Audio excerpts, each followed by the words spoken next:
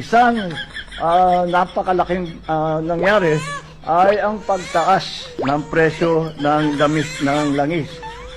Ang isang napakalaking nangyari ay ang pagtaas ng presyo ng gamis ng langis. OMG mga kababayan! Ito bang mamang ito ito ba ang presidente ng Pilipinas? Ang masaklap talaga dito ay ang pagtaas ng presyo ng damit ng langis. Kundi ka ba naman, ako po, anak ng pating. Alam niyo po mga kababayan, matagal-tagal na rin po ako hindi nagmumura, no? Pero dito talagang mapapa. Tang na mo inumin. Tang ina mo tang ang inumin mo. Grabe talaga mga kababayan, ano? OMG, anak ng mayroon pa tayong ganitong presidente.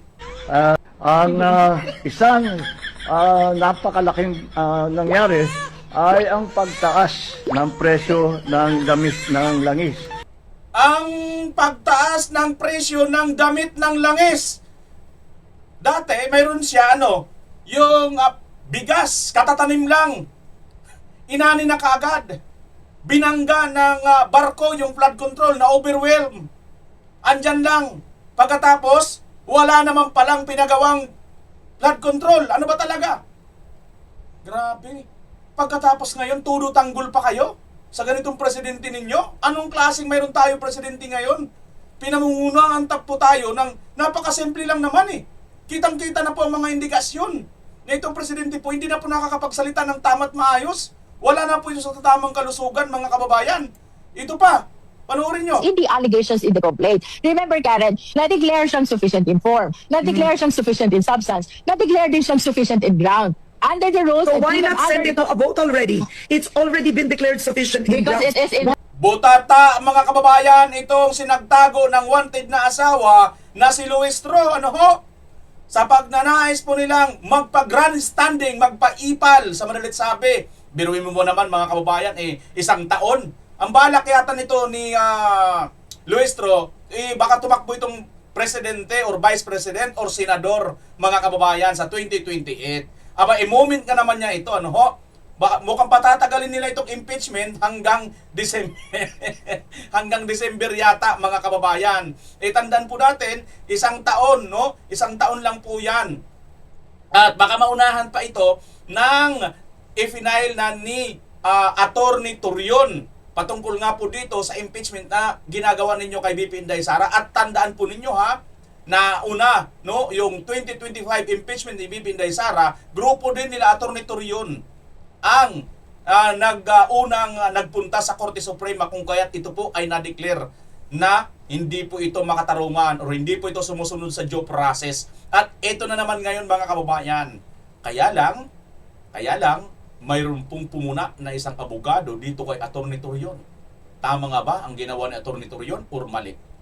At mga kababayan, magugulat kayo. Itong inaasam nila, pag na-impeach daw di umano si VP Inday Sara, ay ang isa sa parusa ay perpetual disqualification. Ibig sabihin, hindi na pwedeng makatakbo sa 2028 presidential election. Nagkakamali kayo. Hindi pala ganong kabilis ma-disqualified or ma-perpetual disqualification kahit ma-impeach pa si VP Inday Sara. Mga kababayan, ito ngayon ang maganda natin pag-usapan, Ngunit bago natin tunguhin at mabulol itong si Marcos Jr. kung ano na naman, pati ba naman ang langis may damit.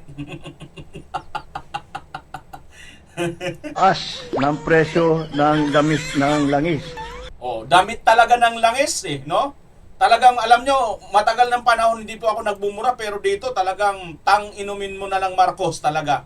Tang inumin mo. Oo. Sabi ka ni Abante, namo, Abante. Hindi po ako nagbumura, kahit kailan, hindi po. Kasi yung gago, yung tarantado, nasa UP Dictionary Pilipino po yan. Hindi po yan mura, mga kababayan. Okay? So, yan, bago natin tunguhin ang mga detalye, ay makikisuyo po muna ako sa ngayon pa lang nakabisita sa aking channel. Paki-subscribe naman po at paki-like ang video ito. Paki-share na rin kung inyong mamarapatin. Malaking tulong na po yan sa akin or sa amin na mga content creator. na hindi po mga bayaran. Marami po kasi ang mga nasabi na nga ng mga bayarang vlogger. Okay? Wala pong mga ads, hindi po kumikita ang kanilang pero mayayaman po sila. May mga condominium, may mga magagarang sasakyan, sports car, pero yung iba dyan, wala pong mga ads or hindi po kumikita. Kami po, sa inyong panunood sa mga ads, dyan po kami kumikita. Okay? Kaya maging proud ka po kung supporter ka. At pagdating po sa video ito, ay patapusin mo at mayroon akong kunting appreciation man lang na ipapaano sa'yo pag natapos mo itong video ito. Tuloy na po tayo, kabayan. Ito po butata dito, itong si Luistro, kay Karen, mga kababayan, hindi po siya nakapurma dito kay Karen. Panoorin natin, mga kababayan, itong kanilang balitaktakan ni Miss Karen Davila at saka itong si Luistro. Yes, on the basis of this Because- SALN by because let's Congressman see. Ridon will have no certainty yet as to its result, di ba? So, what is being done here really, or what will be done by the investigators or the justice members are to raise questions, to investigate whether there is basis really enough to constitute probable cause in the allegations in the complaint. Remember, Karen, na-declare siyang sufficient in form, na-declare siyang sufficient in substance, na-declare din siyang sufficient in ground. Under the rules, So and why even not send under it to a vote already? It's Bakit hindi nyo na kaagad dalhin yan doon sa plenaryo at pagbutuhan nyo na? Na-declare nyo na pa sufficient in grounds, sufficient in, ano pa ba yung substance. Di ba? Ba't hindi pa dalhin doon sa Kasi nga, gusto mo pang magpa-grandstanding? already been declared sufficient in Because grounds. it is in Why the not rules. send it to a vote? That's the Because question. it's in the rules. Because And the then rules you have provide for a hearing proper. Okay, What are we but supposed ma'am, to do? But ma'am, isn't this also an opportunity for grandstanding to actually No. elongate the hearing? You know, No. instead of the vice president having her day in court in the Senate. And frankly speaking, I'm being objective here. These are legitimate academic questions that are now being taken up by Pahiyang-pahiya ka dyan na objective lang po si Karen Davila. Tandaan po natin, hindi po yan DDS at hindi po yan pro Duterte na journalist, no? So kitang-kita dito kahit hindi po pro Duterte na journalist at kalaban pa nga ito, di ba? Ng mga Duterte, mga journalist na mga ito dahil iba nga, pero hindi nila ma-attempt, mga kaubayan, hindi nila matiis, di ba? Na magkomentaryo talaga ng naaayon sa batas, mga kababayan. Tuloy. law students if the House Justice Committee is going overboard. Yun yung tanong in classes today. Remember, Karen, na-declare siyang sufficient in form, na-declare siyang sufficient in substance, na-declare din siyang sufficient in ground. Under the rules, So and why even not send under it to a vote already? It's already been declared sufficient in Because grounds. it is in the Why not rules. send it to a vote? That's the Because question. it's in the rules. Because And the then rules you have provide for a hearing proper. Okay, What are we but supposed ma'am, to do? But ma'am, isn't this also an opportunity for grandstanding? That's why ang tanong ko, what is the role of the members? You know, he can The choose members not are to answer. the members Yeah, are but the you know what? A investigators. person can choose not to respond. It is within the right of any person to choose not to respond because that is not a trial. Kaya yan yung tanong ko Aren't you already crossing the line at this point by, you're actually, ang pinapasabi na nyo are probable evidence, ha? Nandun na kayo Let's say you cite a person in contempt, i-detain nyo, ipapakulong nyo. Hindi ba trabaho na yan sa actual impeachment trial? Parang you are really acting like a court. Etong tanong. So Attorney Poa goes there. Napangaralang katuloy sa isang reporter o isang journalist lang. Attorney ka pa man din, nakakahiya ka, Luistro, no? Isipin mo yan, nandoon na kayo, nagtatrial na kayo Di ba dapat supposed to be dun na yan sa Senado? After all, di ba? Kayo na rin nagsasabi na declare na siya ng sufficient in form, sufficient in grounds. Ano pa bang hinintay ninyo? Bakit kailangan pa patagalin? Nagsasabi ka, may rules kayo. Ano bang rules, katarantaduhan na rules ninyo na yan?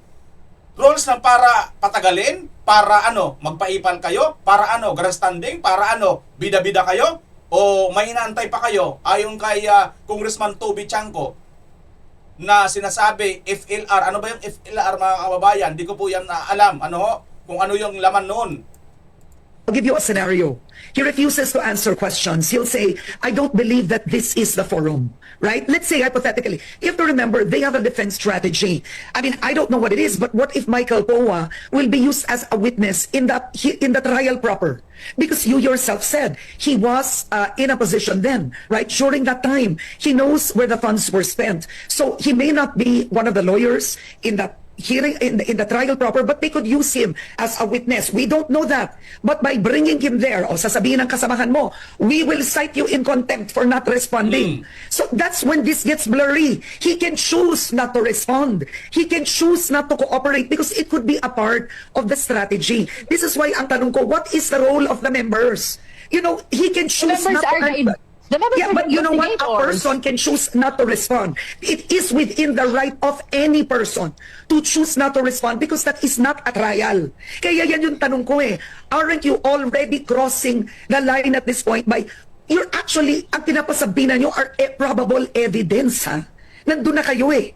So, yan ang tanong ko. Okay, what if Attorney Poa refuses to respond? Can you cite him in contempt? That's a basic question. Can you...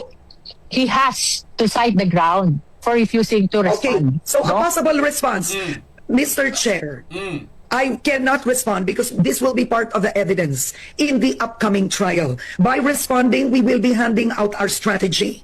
As a team, we have decided not to respond in this hearing. O paano kayo ngayon? Because they are not recognizing the constitutionality of Not the necessarily. proceeding. Is that the They reason? can say, we recognize this, but I am limited. I cannot give out details. O Well, paano it yun? will depend on the members of the Justice Committee. May rules tayo inciting But how far can you go? resource Yan ang persons tanong. in contempt, no? It Okay. will depend on how the justice members will be reacting to the failure or refusal of the resource person or the witness to. Yun na nga ang tanong sa iyo, ano, iko-contempt na ninyo, di ba?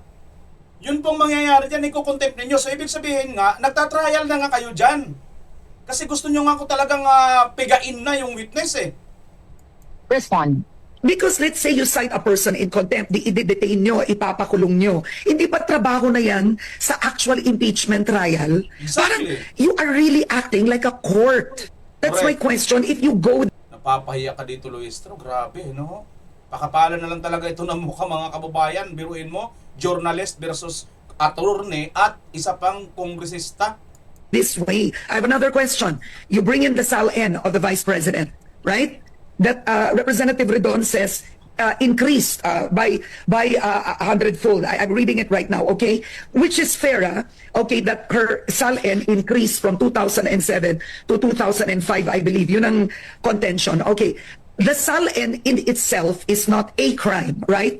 You know, yung SALN mismo itself, hindi naman po ito kriminal. Ano ho? Pero hindi po ito crime. Ngayon mga kababayan, mayroon pa pong isang matindi dito. Kasi po, noong 2007 na yan, yung sinasabi ni Cookie, ano ho, ay hindi pa po si Vice President Sara Duterte, hindi pa po siya dyan impeachable officer. Papakinggan nito mamaya mga kababayan ha. Makikita nyo po mamaya ang pagkakaiba nito na pagiging ano ni BP Sara. Hindi pa po siya impeachable officer dito mga kababayan. Excuse me. But she has to defend how her SALN increased. O eto tanong ko, ma'am. By defending it in the House, is not that already a trial?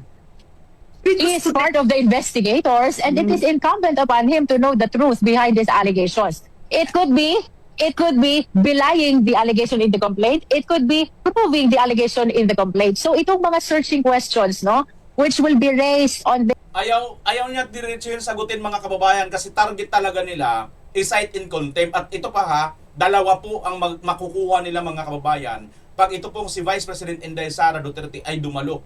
Bukod po doon sa isa-cite in contempt nila, lahat ng dadalo doon, that is tantamount to say na kinikilala na ni BP Sara itong kanilang ginagawa dyan. Which is, may question nga sila BP Inday Sara. Kaya nga sila nagpasa ng ad cautilam, na sagot, dahil bagamat kinikilala nila itong proceedings na gagawa nila rito ngayon sa House, no? Pero mayroon hindi pa rin nila binibitawan ang kanilang karapatan na questionin ito. 'Di ba mga kababayan? Hindi pa po binibitawan ni Vice President Sara Duterte na questionin ito pong ginagawa nilang proceedings na nagkakaroon sila ng mini trial. Tandaan po natin mga kababayan, hindi po dapat dito magaganap ang mini trial sa Congress. Dahil dito po, ang dapat lang nilang gawin, i-declare nilang sufficient in grounds, sufficient bla bla bla. Pag nakita na nila yan, pwede na nilang dalhin sa plenaryo, butuhan na. Kung mayroon silang 1/3 na boto, ay pwede na nila ngayon iakyat sa Congress, ay sa Senado. Ganon kasimple yun. Bakit kailangan mo pa, mayroon ka ng sufficient grounds, mayroon ka ng sufficient na basihan para pagbutuhan nyo na yan, bakit kailangan mo papatagalin? This on the basis of this. Dalawa mga kababayan, sinabi ko ha. Ang una, maaari, no, mga kababayan, maaari i-cite in contempt lahat ng pupunta dyan. Makukulong. Okay? Ang ikalawa naman ay mawi-waive ngayon. Mababaliwala yung ipinasa ni BP Sara na pagsagot dito sa House na ad cautilam. Bakit? Kasi nga, ang ayon doon sa ad cautilam na yun, para bagang although, no, nirerespeto namin ang inyong proseso, pero kini-question namin ito sa pamamagitan ng ad cautilam. Ibig sabihin, hindi pa rin namin binibitawan ang aming karapatan na questionin kayo dyan. Ngayon, once na pumunta po si BP Inday Sara, dalawa ang rest. Bukod doon sa pwedeng sino man sa kanila ay ma-cite in contempt, no? Ayon na sa tanong ni Sara, ni Karen, di ba? Hindi masagot ni Luistro. Ma-cite in contempt plus tantamount to say na kinakilala mo na ang aming proseso, kaya ka nga nandito eh. Di ba? So, mawawala na yung, mawawala na yung ad cautilam. Napaka-utak, di ba mga kababayan? Napaka-utak, biruin mo na kapag grandstanding ka na, dahil ipapahiya tayak nito si BP Sara, di ba? Ipapahiya nito si BP Sara. Tiyak. Lalo din sila Kuke. No? At saka Singiwi. Nako, ipapahiya niyan. Pero nung ka, never.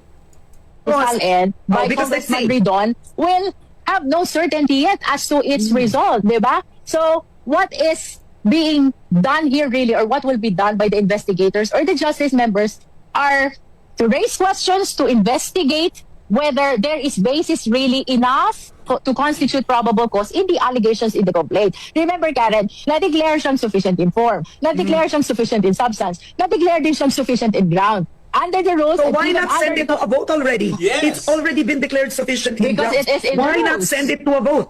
That's the Because question. it's in the some rules. because And the then rules you have provide for a hearing proper. Okay, What are we but supposed ma'am, to do?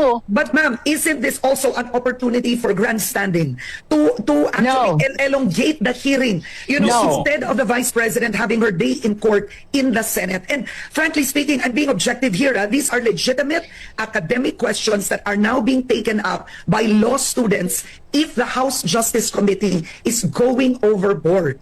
Yun yung tanong in classes today. Remember, Karen, Yan mga kababayan, yan yung tanong ng taong bayan. Sagutin mo, Luistro, ano ang mangyayari? Di po pwede ninyong i-cite in contempt. Utak no mga kababayan, napaka-utak talaga nito, napaka-tuso. Hindi po pala utak, tuso mga kababayan, ang napaka-tuso po nitong linyahan nitong nila Luistro. Ano ho? Oh, ito nga ho, ito nga. Sabi nga rito ni Puwa, Attorney Michael Puwa, nakatouch ba yung SAL-ins niya when they made the allegations? Kung ganon, kaya nasabi ng Vice Presidente natin na fishing expedition yung nangyayari because wala kang in-attach. So ano yung naging basihan mo noong ginawa mo yung aligasyon? Kita nyo mga kababayan, ang tindi talaga ng mga nito, yung kanilang yung kanilang ginagawang pangbabraso. Grave abuse na po itong ginagawa nitong Congress ngayon. Wala naman pong naka-attach doon sa SAL-in, lalo na nga doon sa 2000, kailan pa ba yun? Nung hindi pa Vice President si BP Inday Sara, wala naman po doon. Pero dahil nga itong Congress ngayon ay hindi naman po talaga yung totoong complainant, yung mga nandoon na nag-file. Sila po talaga, Congress po talaga. Sila po talaga kasi silang umaakto. Biruin nyo mga kababayan, biruin nyo wala naman naka-attach doon sa complainant. Pero sila na ngayon na naglalagay. Hinahanapan nila ngayon. Ganyan po sila katalamak. Kaya nakikita tuloy sila ng taong bayan. At hindi sila po pwede makapalag mga kababayan dahil marami naman po tayong mga abogado. Ito, bueno, tingnan natin. Ano ho? Tingnan po muna natin. Ito muna mga kababayan. Si Attorney Bueno. Hindi ko po ito ibabash mga kababayan pero tingnan nyo po parang ang kanya ritong BP Sara says, I was not consulted, unauthorized defense, certiorari, ipal. Yon, para baga ang dating, yung ginawa nila Attorney Torion, ayon dito kay Attorney Bueno, mukhang paipal. Sino ba talaga ang paipal, sir, Attorney? Di ba mas paipal itong sila, no? Itong mga congressman na ito? Una, ayon nga doon kay Attorney Pua, wala naman naka-attach doon sa complaint, no? Na salin. Pero kayo dyan, gumagawa kayo. Plus, ito, na-declare nyo na sufficient and grounds. Bakit kailangan nyo pang mag-hearing? Mag-imbestiga? Tapos na, di ba? Ba't hindi nyo napagbutuhan? After all, sinasabi ninyo, totoo. Kung tutusin nga mga kababayan pinapadali na ang trabaho nila No? Ang problema dito sa mga ito, sanay na sanay po sila mag-aksaya ng pera ng taong bayan. Tapos sa totoo lang, milyon-milyon po ang ginagastos dito. Ang lalakas pa magsipaglamon ng mga yan, yung mga ngiwi dyan. Si Koken, lalakas magsipag... Milyon po bawat hearing. O saan galing ang pera? Mabuti sana kung gagastos ng mga ito. Hindi, di ba? Pera ng bayan yan. Pinapatagal nyo. I-impeach nyo na, pero pumirma na kayo kung gusto nyo pumirma dyan. Hindi yan ang pakialam namin. Tapusin nyo na yan. Iakyat nyo na sa Senado kung gusto nyo iakyat. Doon. Naghihintay na si BP Sara. Bakit kailangan nyo pa? Ha? Panoorin nyo muna ito mga kababayan. ng abogado yan pag wala ka ng ibang makitang grounds, no, para pa-dismiss mo yung kaso. Alam ng abogado yan, ginagamit talaga palagi yan. So dito, sa punto na to, pag-aralan natin, no? Pag-usapan natin, ano yung mga pangunahing punto dito. Nung nakaraang taon, no, kasi sinasabi dito may double standard yung kaso ng Marcos Jr. versus Duterte. Nung nakaraang taon, mabilis na ibinasura ng House ang impeachment laban kay Pangulong Marcos Jr. dahil insufficient in substance o kulang sa ebidensya yung reklamong isinampa laban sa kanya. Pero kay Vice President Sara, pinayagan nilang tumuloy ang mga reklamo kahit na ito ay puro hearsay or chismis lang daw at walang sapat na detalye. Ang labag dito ay ang Equal Protection Clause ng Constitution. Ayon sa kanila, ha? Hindi ayon sa atin. Okay. Sinabi pa nila, yan nga, attorney, ang problema di ba? Di ba, attorney? Mayroon po doon sinabi ang mga congressman, kaya nila dinismiss kaagad ang impeachment ni BBM dahil nga doon sa mayroon pong tungkol sa kidnapping ni Tatay Digong.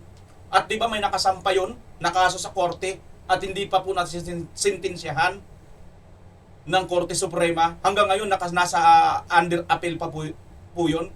Kaya ngayon ang ginawang basihan nito pong mga congressman kung bakit binasura po ang impeachment kay Marcos Jr. Dahil hindi pa po na-declare ng Supreme Court, no, na convict or mayroon na pong hatol. Wala pa pong hatol. Ginamit nila yon kasi wala pa pong hatol kay BBM doon.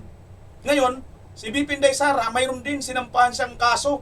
Itong si Ramil Madriaga na nagdidiin sa kanya, na nagpapakilala at nagpapanggap, na alam naman po ng lahat na isa po itong kriminal, kidnap for ransom nga, heinous crime ang kaso nito. Pero hindi pa rin po ito ngayon nadidesisyonan ng korte. So same lang po, may kaso si BBM, may kaso rin si BP Inday Sara na parehas po hindi pa po nadesisyonan. Bakit magkaiba ang trato, attorney? Yun, attorney, ang dapat natin dito man. Hindi ko po kayo binabasa, pero sa totoo lang, kita naman ang bias ng nitong mga na to, iisa lang naman sila ng mga congressman nagdesisyon doon Bakit dito pagdating kay BP Sara, magkaiba ang kanilang desisyon? Di ba isang question yan, attorney? Tuloy natin. meron daw fishing expedition, di ba? Okay, binatikos ni na Torion to yung pagsupwena ng House of Representatives, no, sa SALN, sa statements o Statement of Assets and Liabilities Network ni Vice Presidente Duterte simula noong 2007. Tagal na nito, no? Ayon sa petisyon, ang impeachment ay dapat base sa kung ano ang nakasulat sa reklamo. Tama naman, di ba? Hindi gagamitin ang kapangyarihan ng House para maghanap pa lang ng ebidensyang wala sila noong una. So sabi nila, fishing expedition. Kayo ba naniniwala na fishing expedition to? Di ba? Parang hindi naman yata, no?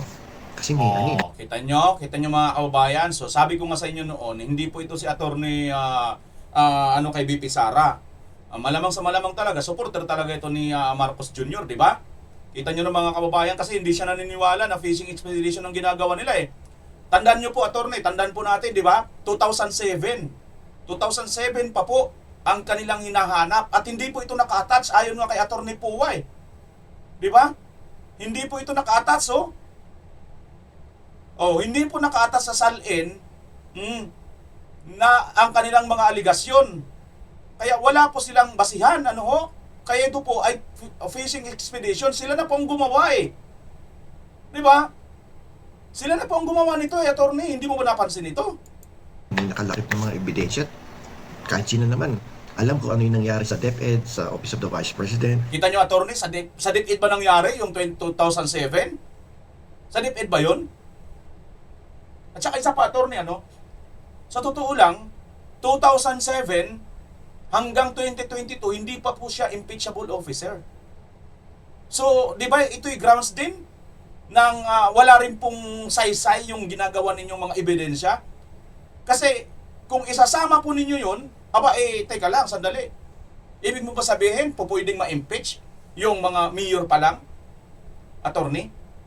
Di ba ga, hindi rin yan papasok dahil hindi, kahit may makuha kayong mga ebidensya noon, kasi ito para sa ano eh, impeachable officer ang ginagawa ninyo eh. Hindi naman ninyo kinakasuhan si VP Sara ng tungkol dun sa 2007 eh.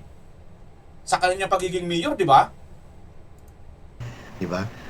Anyway, so na-discuss na din natin yan. Mga nakaraang episodes, balikan nyo uli yung ating hanapin ninyo yung tungkol dyan. Okay. So pagdating naman dito sa 1-year bar rule, may citation din to sa reklamo sa petisyon.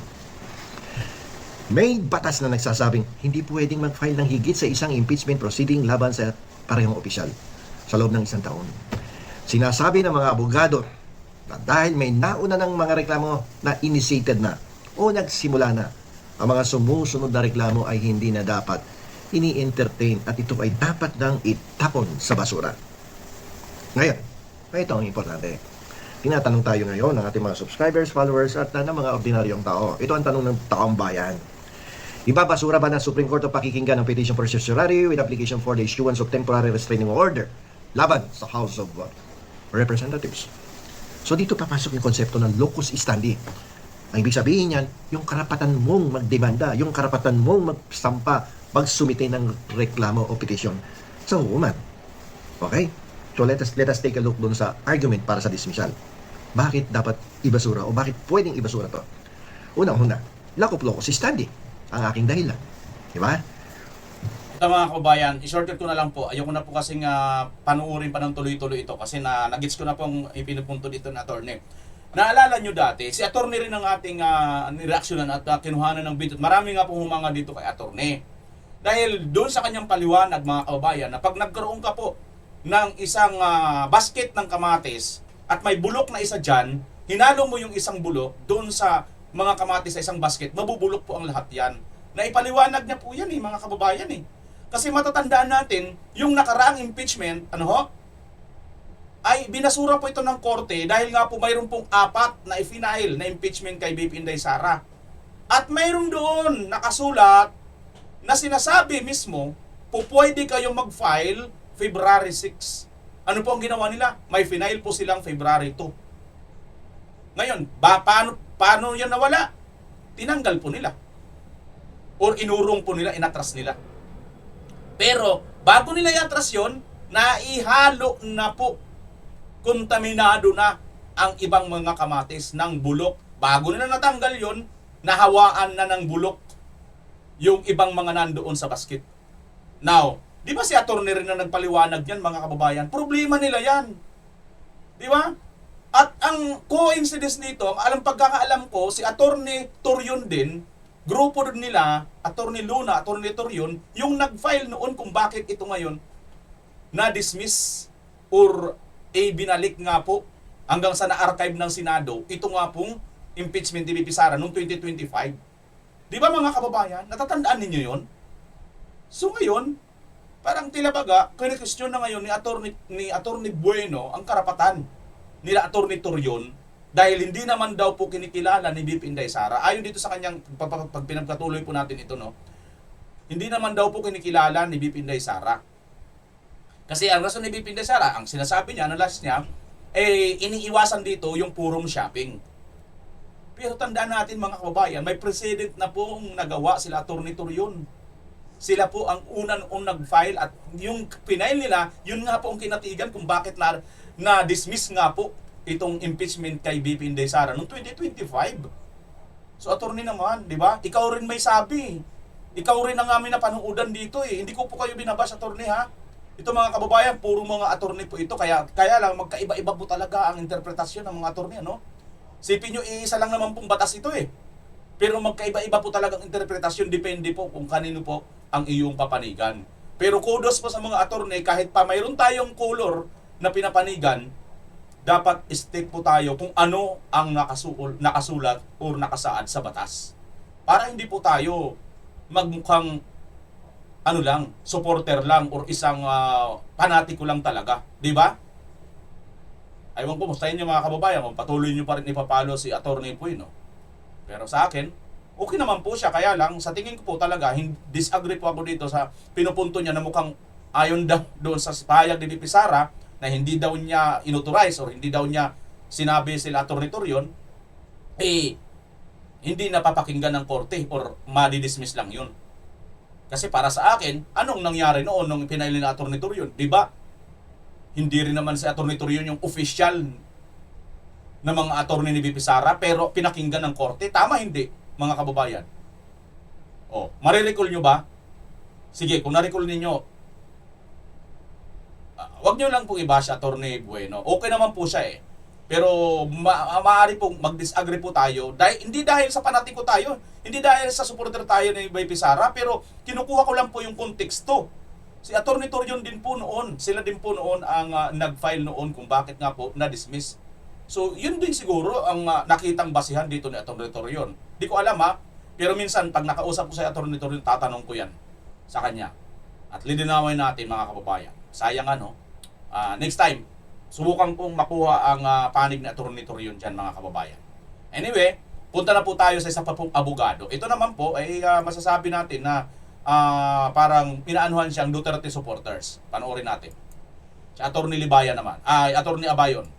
Po ang tatanungin ninyo, ang legal position ko po doon ay hindi po yun kasalanan ni VP Sara, kundi it is a legal strategy na ginagamit niya at nung lawyers niya. Kasi meron po tayong tinatawag na principle of estoppel. So when you say estoppel, pag meron kang gawin na isang bagay, ay hindi mo pwede questionin yun later on. In other words, kung na-touch move ka na sa isang move, hindi mo na yun pwede bawiin later on. Dito po kasi ang gusto mangyari nila Congresswoman De Lima, dun sagutin ni VP Sara sa committee hearings yung mga bagong evidence. So pag mag-attend ngayon si VP Sara sa proceedings na yun, tapos ma-notify na siya of the new evidence na pinasabpina nila, edi that can be argued na she already consented or was properly notified of the new evidence that was submitted. Therefore, what process. However, since ang position nga po nila VP Sara ay hindi pwede yung mga ganong klaseng sabpina, edi syempre hindi talaga siya a-attend doon. Tapos yung proper next step dyan or yung ginawa po nila Atty. Torion ay i-questionin yun sa Supreme Court para may higher court na mag-determine kung sino ba talaga sa dalawang parties ang tama. Is it Vice President Sara and her lawyers or is it the House of Representatives? So si VP Sara, yung pinaka-main issue po nila ay walang jurisdiction yung House of Representatives, and of course yung House naman, position nila, meron silang jurisdiction or power to issue yung mga ganong klaseng sabpina. Okay? Kita nyo mga kababayan, ang ganda ng paliwanag dito ni Atty.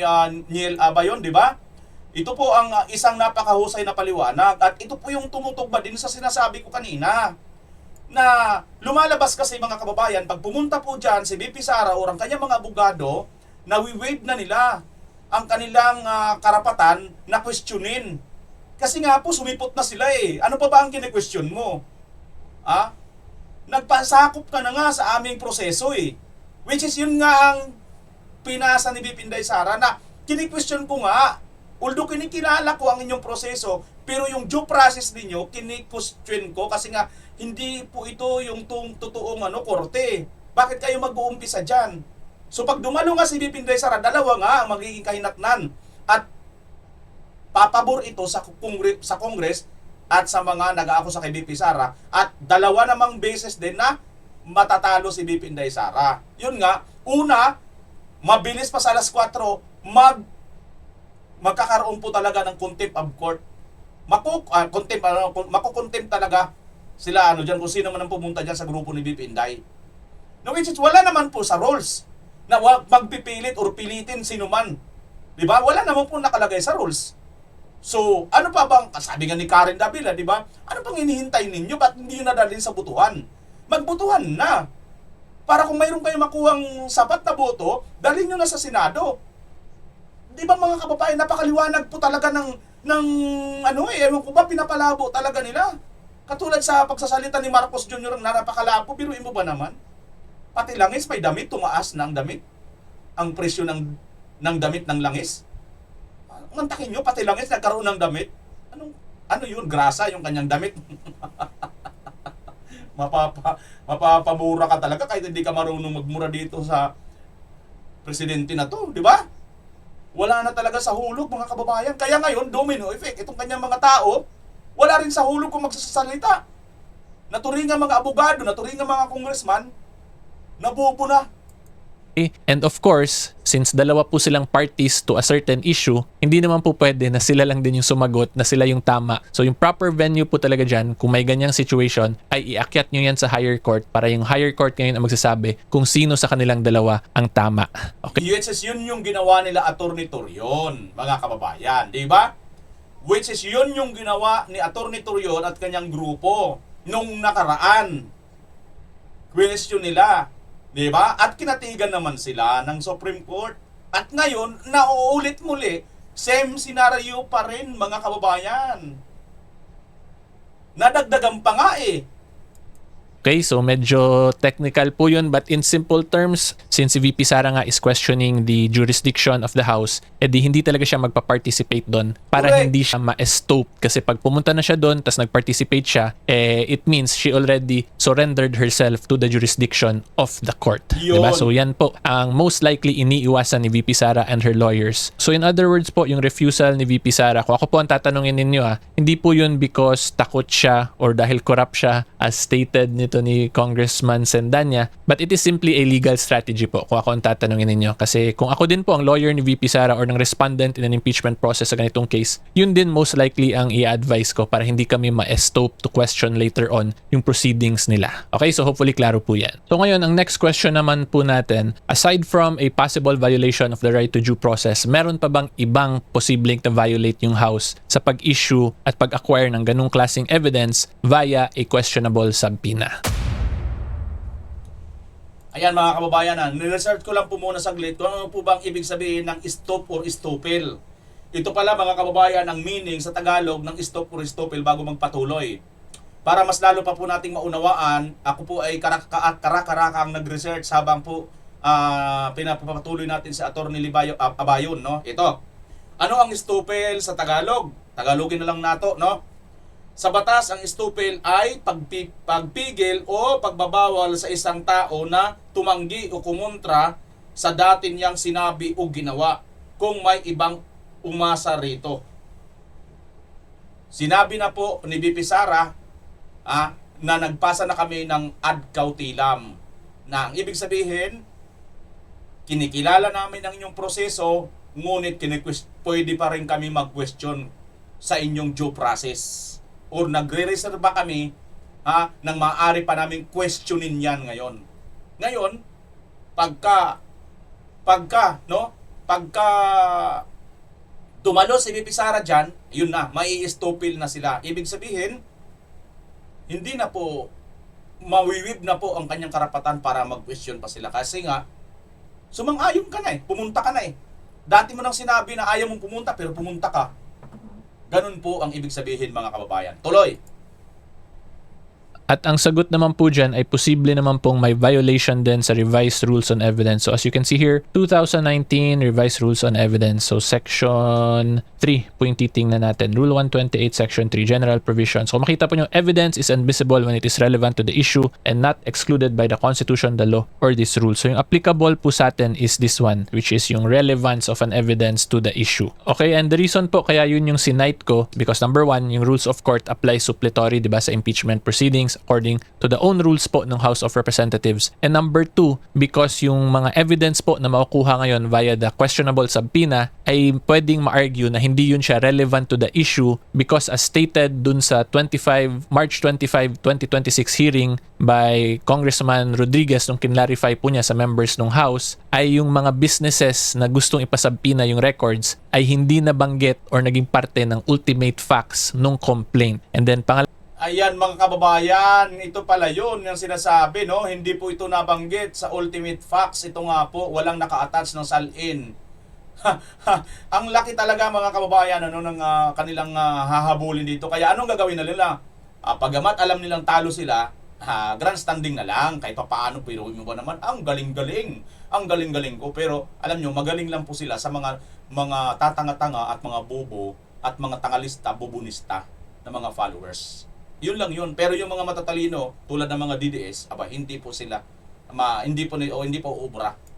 Alawa po, yung SALN was starting from 2007 all the way up to present. So yung 2007 up to 2022 ay irrelevant din po to the case considering na it has been repeatedly discussed and held already by the Supreme Court na yung impeachable offense or the ground for impeachment must relate to the term of the impeachable officer. So 2007 to 2022 ay hindi pa naman po impeachable officer si VP Sara. So therefore, yung SALN for those periods can be argued na irrelevant to the issue. Okay? And then yun nga po, yung sa business, since hindi nabanggit or naging parte ng ultimate facts ng complaint, ay irrelevant din po siya to the issue kasi hindi po siya parte ng records ngayon. In simple terms, yung evidence po na yon once makuha ng House ay wala po siyang facts na marerelate to or magiging relevant to kasi hindi nga po nabanggit sa complaint yung basihan na facts nung evidence na gusto nila makuha. Okay? And yung next reason ko po is the rules mismo ng House of Representatives. So Section 7, second paragraph, and yung last sentence po to be specific. So the committee shall have the power to issue compulsory processes. So itong compulsory processes is the power to issue subpoena for the attendance of witness and the production of documents and other related evidence. So wala po tayong question na they have the power to issue subpoena. Pero yung issue ko lang po talaga dito is itong last part, diba? Other related evidence. So yung evidence po na dapat i-gather nila via the subpoena must be related to the case. Yun yung issue on relevancy na pinakita ko sa inyo kanina dun sa revised rules on evidence. So since hindi nga po nabanggit sa ultimate facts yung basis ng mga documents na gusto nila ipasubpoena,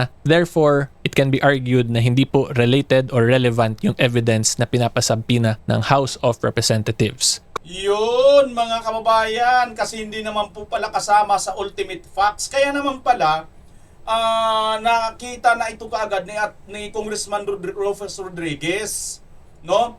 Na ano ba yung ultimate facts? Wala pala ito mga kababayan. So, bakit mo ipapasok pena? Maliwanag pala ito, lalabas na fishing expedition. Talagang namimingwit na lang po sila sa gitna ng karagatan. Consequently, it can be argued na may grave abuse of discretion. Yun nga. And yung next follow-up question Abuso. po dito, di ba yung impeachment process daw sa HOR level ay similar naman daw po to a preliminary investigation. Yun po yung repeatedly na binabanggit ng both parties, yung defense and the members ng Committee on Justice themselves.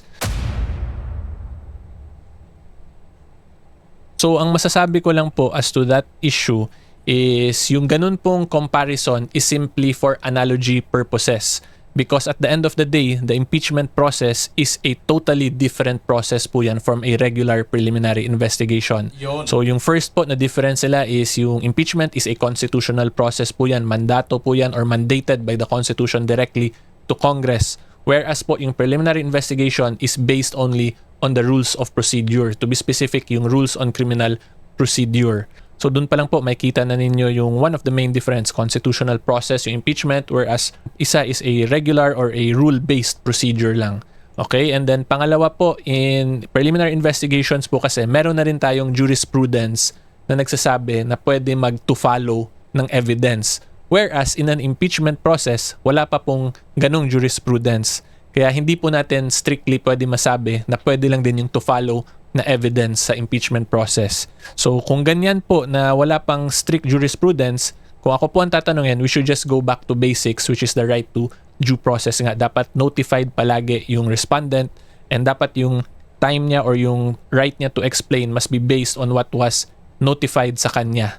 Hindi yung pwede na bigla na lang may sumusulpot na kung saan saang evidence. And it is for that reason kaya po ito natatawag na fishing expedition ng iilang mga anti-impeachment. Like si Congressman Rodriguez himself, tinawag din po niyang fishing expedition yung subpoena na yon. So kung titingnan po talaga natin yung rules on a regular preliminary investigation versus a impeachment process, ang regular PI po kasi mukha talaga siyang parang investigation / case build-up na procedure.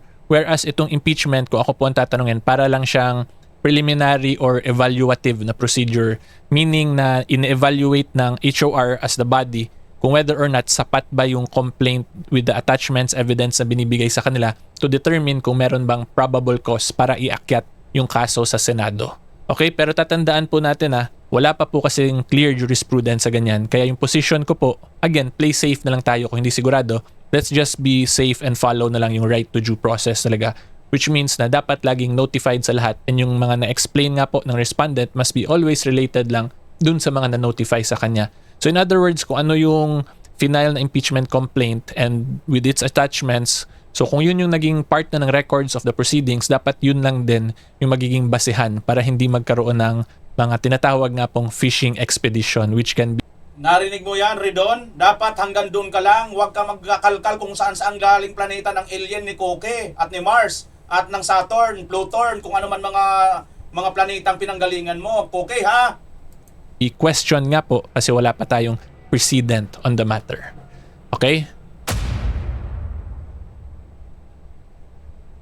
And then ultimately po, yung pinakagusto ko lang din talagang i-emphasize dito is in the Duterte versus HOR case po kasi the 2025 case, nakailang ulit po 'di ba yung Supreme Court doon sa pagbanggit na yung right to due process must really be preserved and protected in all stages of the impeachment proceeding. So ito po ipakita ko sa inyo itong final note doon sa Duterte case. Ang sinabi ng Supreme Court, there is a right way to do the right thing at the right time. This is what the rule of just law means. This is what fairness or due process of law means even for impeachment. So again, in this case po, the Duterte versus HOR, Torion versus HOR, GR number 278353, 278359, nakailang ulit and emphasize po yung Supreme Court sa due process. So sa tingin ko po, that is a sign or a guide ng Supreme Court na pag hindi po tayo sigurado in impeachment proceedings, ay mas mag-lean tayo towards following the basic principles of due process compared to venturing on mga questionable actions. So yan po ang assessment ko, kaya again nakailang ulit yung Supreme Court dito sa due process in this case. Kung basahin nyo po to, nakailang ulit nga po dito yung Supreme Court, katulad ko nakailang ulit na rin ako about due process. So as a final remarks lang po, ang masasabi ko lang, I am actually personally very interested and excited for this case na mag-proceed po talaga kasi at least magkakaroon tayo ng bagong precedent on a very interesting legal issue. Diba? So maganda po to dito natin nakikita yung labanan talaga ng mga lawyers, yung lawyers sa side ng House of Representatives versus the lawyers, although hindi po defense lawyers ni VP Sara, but lawyers who support her. So dito po makikita natin yung HOR talaga, they are trying to test or establish po yung limits nung subpoena powers or ng functions sila in general. Supreme Court, Ayan mga kababayan ang sinasabi natin dito. Ito po ngayon, yung taliwas sa sinasabi dito ni Attorney Bueno, no? Kasi daw po ang ipina-file nila Attorney Torion ay parang paipal lang para sa kanya. Hindi ko na po ito pinatapos mga kababayan. Gusto niyo po, puntahan niyo na lang po itong video ni Attorney Bueno. VP Sara says, I was not consulted, unauthorized defense, certiorari, ipal. Yan po ang title na yan kay Attorney Bueno. Puntahan niyo na lang po mga kababayan kung gusto niyo mo papanood. Pero sa tingin ko, mukhang ito po ang kasagutan niya, sasabihin niya na yan, na mukhang paipal lang daw po sa Attorney Torion. Tandaan po ninyo yan, 2025 po yan, July 2025. Ayan, mga kababayan, ang mga petitioner po, sino po ba ang nagano dito? Attorney Torion po. Sila Attorney Torion po, mga kababayan, ang magkakasama dito na nag-file nito, no? Kaya ngayon din ulit, si Attorney Torion din ang nag-file po nito. No? Ayan Attorney Israelito Torion, Attorney Martin Dilgra III, Attorney James Reserva, Attorney Hilary Olga M. Reserva, Melchor Kitain Jr., Luna Maria Dominic, Acosta, Bay Hondra, Cassandra Dominic, Advincula, di ba? Ito po sila mga nag-file mga kababayan, pinangunahan din Atty. Torion. Ganon din dito ngayon sa pag-question si Atty. Torion din. So, si Atty. Torion, mga kababayan, mayroon na po siyang naunang basihan sa kanyang aksyon ngayon. Hindi po siya ipal kung tutuusin, di ba, mga kababayan? Hindi po dahil sa supporter tayo ni VP Sara at panig na tayo lahat. Kundi tinitingnan po natin, hindi po talaga ipal si Atty. Torion. At siya po talaga ay nauna na nga, kinatigan na sila noon ng Supreme Court, Kasi nga po, wala po sa tamang due process ang ginawa nung naunang impeachment ng 2025. At the same time, ganun na rin naman ngayon. At hindi nga lang wala pa sa due process, mayroon pa pong grave abuse of power ang ginagawa ngayon ng mga Congress kay VP Sara.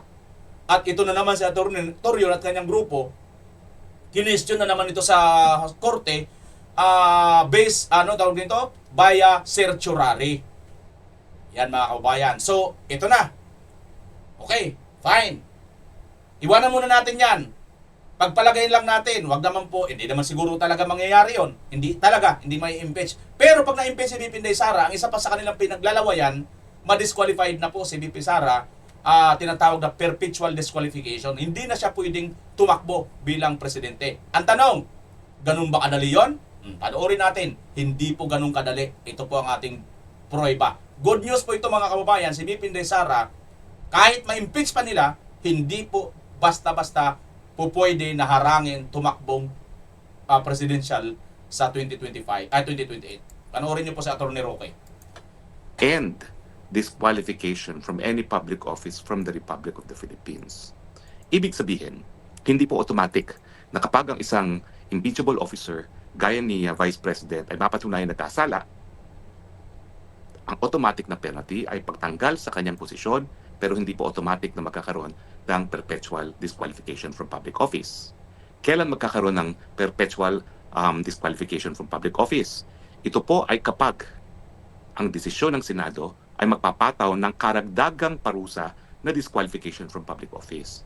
Hindi po yan automatic. Ang ibig sabihin, kinakailangan magbutuhan muli ang mga senador para dun sa karagdagang parusa na disqualification from public office.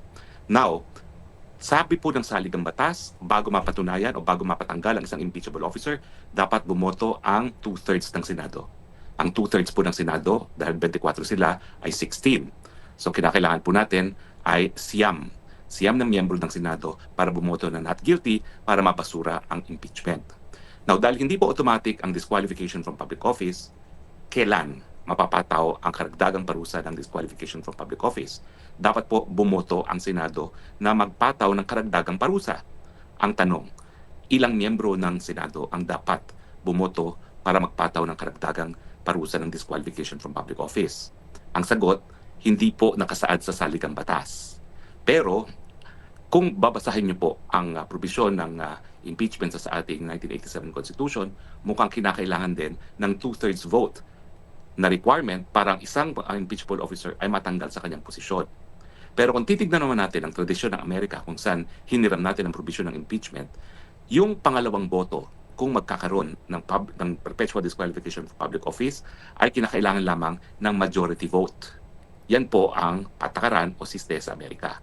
Hindi po natin alam kung ganyan din ang magiging desisyon ng Senate sitting as an impeachment court. Now, sa ating kasaysayan, iisa pa lang ang natatanggal sa pamamagitan ng impeachment, si dating Chief Justice Renato Corona. Ayan ang mga kababayan. So, hindi na, puputulin na natin dyan. Nakuha na natin ang konteksto. So, ang sinasabi dito ni Atty. Roque, hindi agad-agad basta-basta. Halimbawa, magkaroon po ng impeachment si VP Inday Sara, makarating sa Senado, at ma-impeach po siya. Ang una pong mangyayari dyan ay kailangan 16 ang bumuto, pabor, para ma-impeach si VP Inday Sara nito pong mga senador. So, kung hindi sila makakuha ng 16, uulas na po sila. So, ganun po, napakabigat nun, na 16 na number. Alam naman po natin, kahit nga po yung iba dyan, na nasa majority, ayaw po nila na ma-impeach si VP Inday Sara, mga kababayan. So, hirap na hirap po sila sa makuha yan. At alam naman po natin, na kahit pa po makulong, or mahuli pa ng ICC itong si Senator Bato at Senator Bungo, may bilang pa rin po sila kahit hindi sila makaboto, hanggat hindi pa po sila convicted, hanggat buhay po sila, bilang pa rin po sila. So hindi pa rin po mababawasan. Halimbawa, siyam ang bilang ng boboto para kay BP Inday Sara. Siyam. So pag siyam ang boboto para kay BP Inday Sara, yung 3 doon or 5 doon makulong lahat, wala pa rin pong silbi yun. Hindi pa rin po nila mapapa-impeach si BP Inday Sara hanggat hindi po convicted. At alam nyo naman po kung gaano katagal bago ma-convict ang isang kinakasuhan. Kahit sa ibang bansa, kahit sa ICC, di ba? 1 taon na si Tatay Digong, nag-uumpisa pa lang sila. Gets nyo? So, maliwanag sa sikat ng araw, mga kababayan, napakahirap ng daan. Matinik pa sa matinik. Masikip pa sa masikip ang daan na madadaanan nitong impeachment kay BP Inday Sara. Then, ang isa pa sa kanilang pinaglalawayan ay yung perpetual disqualification ni BP Inday Sara o hindi na siya pwedeng tumakbo. Ang sisti pala, ayon kay Atty. Roque, kahit ma-impeach siya rito ng 16 na mga senador, kailangan uli magbutuhan para magpataw ng panibagong parusa, yun nga yung pag-expel or pag-disqualify kay BP Inday Sara sa 2028 presidential election. At kailangan doon, ayon kay dito rin sa kanya, nag-speculate lang or tinatansyar, nagkakaroon lang po si Atty. Roque ng basihan dito nga sa US dahil hiniram lang daw po natin ito nga pong impeachment proceedings. At base doon sa kanila, majority. So ibig sabihin, sa 24 na mga senador, kailangan pa rin nila ng 13 na mga senador, mga kababayan. Bago pa po tuluyang ma-impeach si BP Inday Sara at hindi na siya pwedeng tumakbo sa pagkapangulo sa 2028. Yan po, mga kababayan, ang napakaliwanag, puro mga abogado at mga attorney po ang ating napakinggan.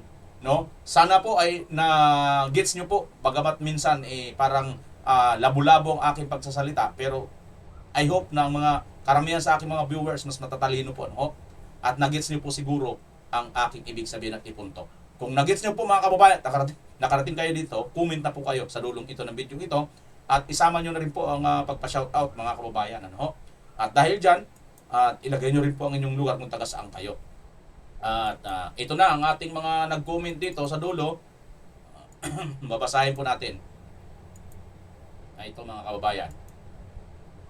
Idol, mayong gabi diha. Sige ko nag-follow sa imong vlog kaya gusto ko imong live stream kaya pagkatapos binabasa mo ang nag-comment diha lang babawi ang follower nimo watching from Auckland, New Zealand. Go Duterte pa rin mula tatay until mga anak. Good luck and God bless as always. Tatapusin ko pag panood ang vlog mo kay ganahan ko nimo. Ayan. Maraming salamat Sir Rindon Juan. Si Sir Rindon Juan ay masugid po nating followers. Shoutout po sa inyo dyan, sir. Ingat po kayo dyan sa Auckland, New Zealand. Maalo si hello Sir VMR, good morning. Ayan, ang sinasabi niya po rito, Bisaya po kasi, no? Nagugustuhan niya raw po dahil nga na-appreciate niya raw po ang pagbabasa ko pagdating po pag pinapatapos po ninyo ang aking mga video. Yan din po ang bayad ko po sa inyo, bagamat pagod na po ako magsalita, ay bibigyan ko po kayo ng pagpapahalaga, mga kababayan, dahil po sa inyo, kaya po ako kumikita, okay? Kaya po ako kumakain, kaya po ako ay nakakapagpatuloy po sa pagbablog at pagsuporta sa mga Duterte na which is same po tayo ng sinusuportahan. Mahalo si Sir, good morning, sabi niya. Hello VMR, sabi natin Charilo. So, saan mapupunta yung hindi ni-release ng pagkorna prize money? Babalik ba sa National Treasury? Then, bangag ulit ang kukupit? Yan nga po, Shinalin. Yan yung, maganda yung tanong muna yan, Shinalin, ano? Saan na naman po mapupunta yan? Well, itong Marcos administration nito ay talamak po ito sa mga pera ng pagnanakaw. At hindi na po sinasabi sa bayan kung saan po napupunta yung pera. Una na po mo dyan dito, mga kababayan, ito nga pong gold reserve ng Pilipinas.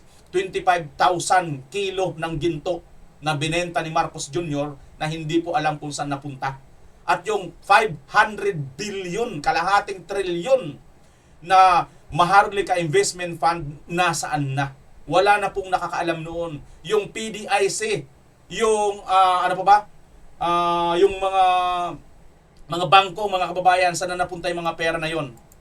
Para sa iyo VMR, pang coffee or pamasahe na watching from London, United Kingdom. Great Britain.